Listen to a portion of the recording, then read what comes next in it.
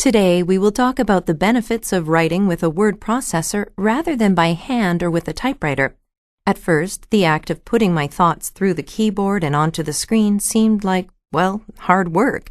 Considering the average age of the people in this room, I suppose I must sound a bit technophobic. Anyway, I'm proud that I learned about computers because these days I work so much more efficiently.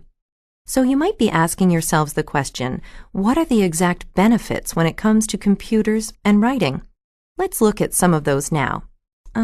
I should say that I won't be focusing on any one specific word processing program, so the terminology that I use might be a bit different from any PC that you might use.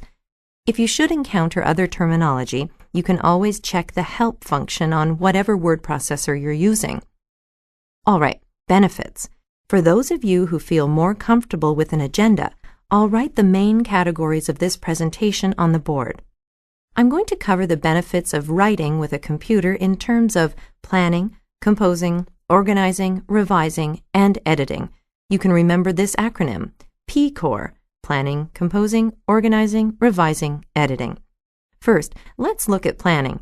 We all know that free writing can be a good strategy for starting an essay, so I won't go into any detail about that strategy.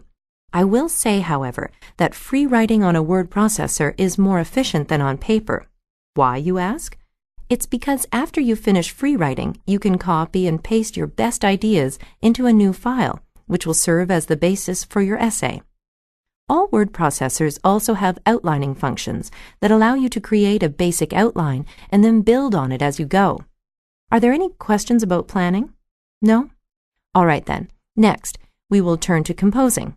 One major benefit of using a word processor to compose your essays is that it's so easy to go back and change your writing later.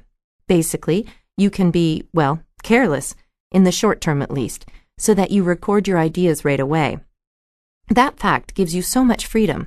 For example, instead of writing whole sentences, we can write our ideas down with little thought about spelling or sentence structure. Extra details that we don't know yet can be indicated with X's or slashes. This is called slashing. Let me show you.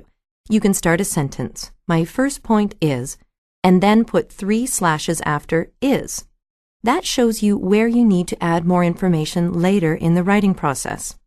We can always go back later and fill these slashes in.